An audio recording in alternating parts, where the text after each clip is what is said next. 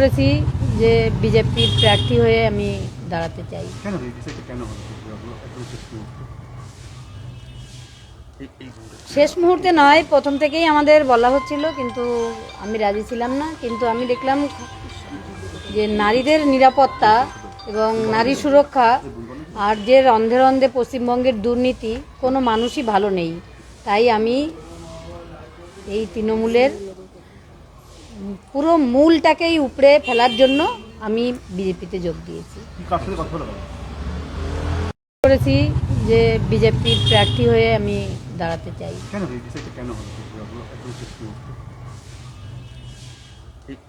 শেষ মুহূর্তে নয়, প্রথম থেকেই আমাদের বলা হচ্ছিল, কিন্তু আমি রাজি ছিলাম না। কিন্তু আমি দেখলাম যে নারীদের নিরাপত্তা এবং নারী সুরক্ষা আর যে রন্ধে রন্ধে পশ্চিমবঙ্গের দুর্নীতি, কোনো মানুষই ভালো নেই।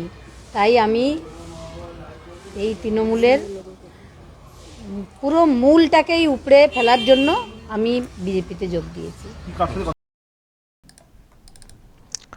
দর্শক শুনলেন এবং দেখুন কি খবর।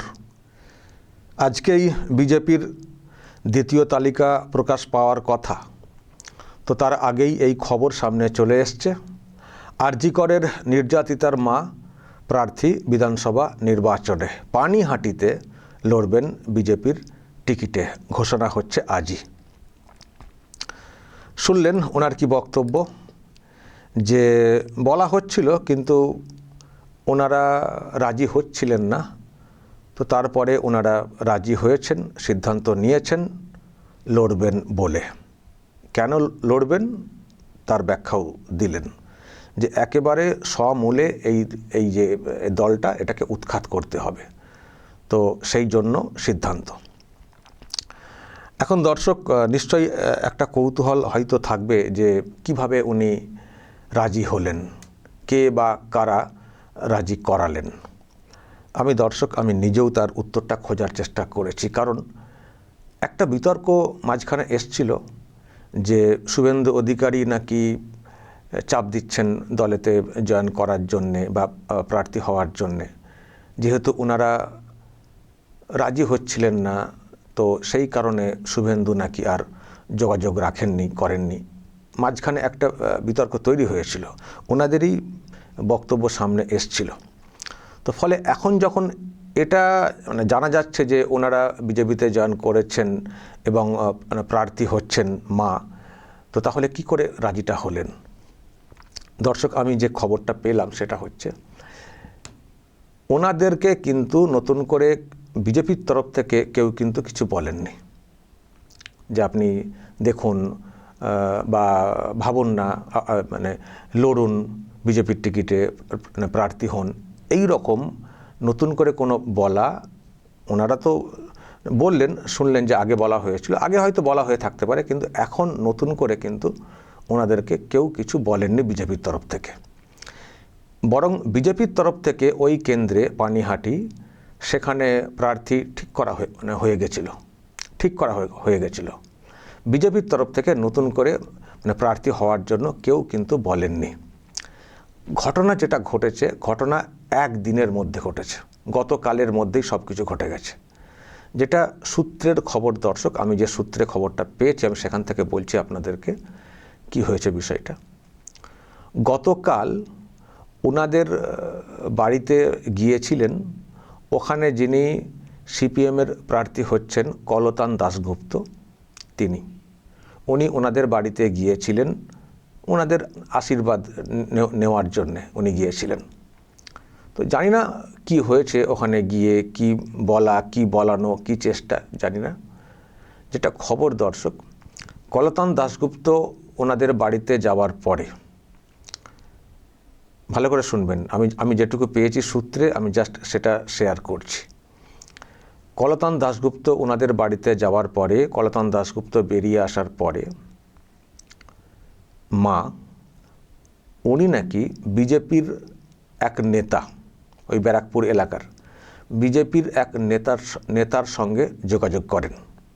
যোগাযোগ করে বলেন আমি লড়ব ডিরেক্টলি, যদি আমাকে টিকিট দেওয়ার ব্যবস্থা করা হয় আমি আপনাদের টিকিটে, বিজেপির টিকিটে লড়ব।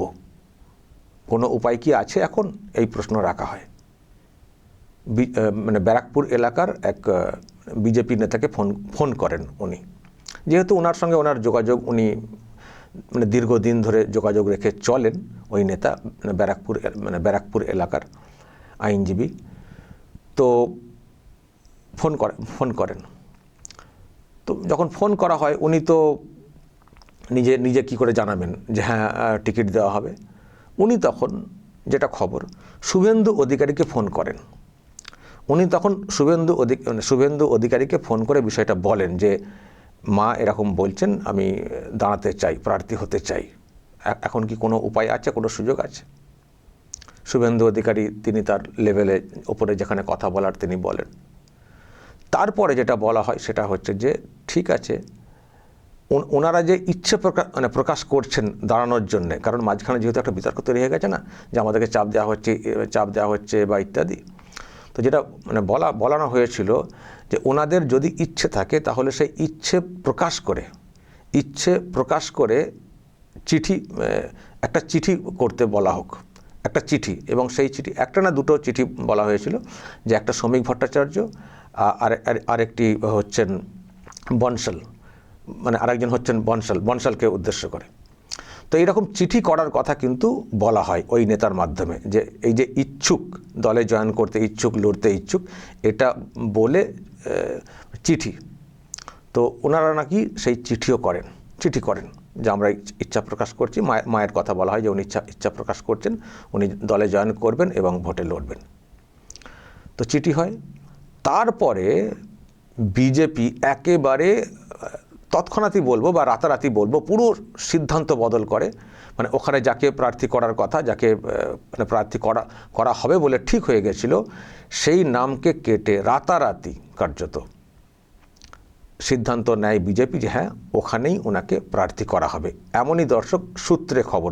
তবে আমরা কিন্তু ওই তালিকা প্রকাশের অপেক্ষাতে রয়েছি।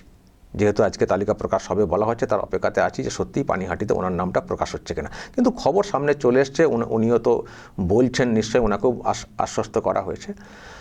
তো এই হচ্ছে পুরো গল্প দর্শক। ফলে যদি কেউ বলেন যে বিজেপিতে যোগ দেওয়ার জন্য চাপ দেওয়া হয়েছে পরিবারকে, সেটা কিন্তু ডাহা মিথ্যে।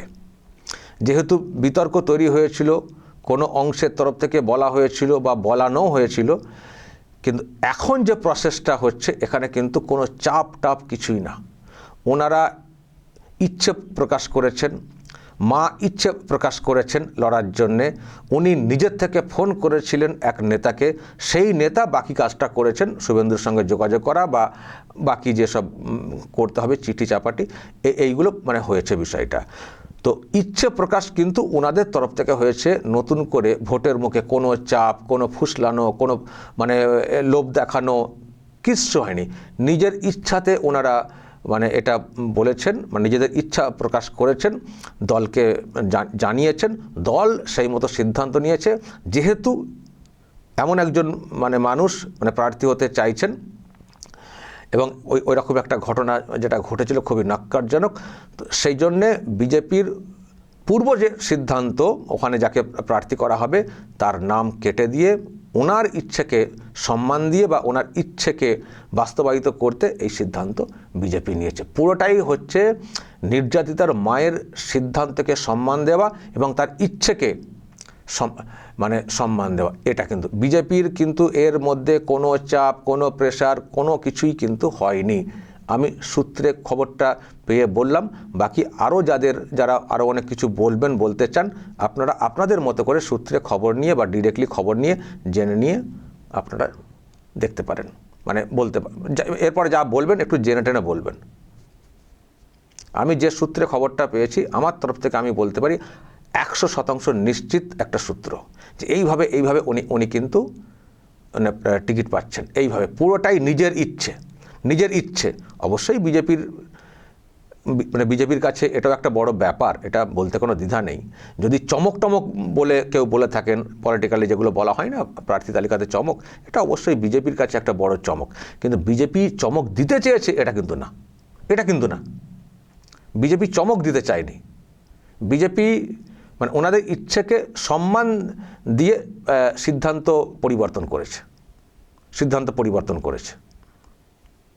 তবে দলের তো একটা নিশ্চয়ই ইচ্ছা হয়ে থাকে, সব দলেরই ইচ্ছা হয়তো ছিল যে যদি আমাদের দলে আসেন, কারণ এইরকম একটা ঘটনা, তার অনেক যন্ত্রণা, অনেক কিছু আছে, সেগুলো বলার জায়গাও আছে, এবং সেই বলাতে একটা মানুষের জনমত তৈরি হয়। সেখানে বিভিন্ন পলিটিক্যাল পার্টির ইচ্ছা হয়তো থাকতেই পারে। বিজেপি হয়তো প্রথম থেকে ইচ্ছা প্রকাশ করেছিল, কিন্তু এটা না যে এখন তাদেরকে চাপ দিয়ে এই দেখিয়ে এই করে প্রার্থী করা হচ্ছে। দেখুন, উনি যদি বলতেন আমি সিপিএমে প্রার্থী হব, নিশ্চয়ই সিপিএম নিত। এখন সিপিএম হয়তো অনেক কিছু বলছেও, আমি দেখছিলাম যে এরকম একে একটা পলিটিক্যাল ব্যাপার এই করা হচ্ছে, সেই করা হচ্ছে, মীনাক্ষী বডি আটকানোর যেটা করেছিলেন বলে যা সব দেখছিলাম আর কি বলা হচ্ছে। টিএমসিও দেখবেন কত কি বলছে, আরও অন্য দলও বলছে বা বলবে।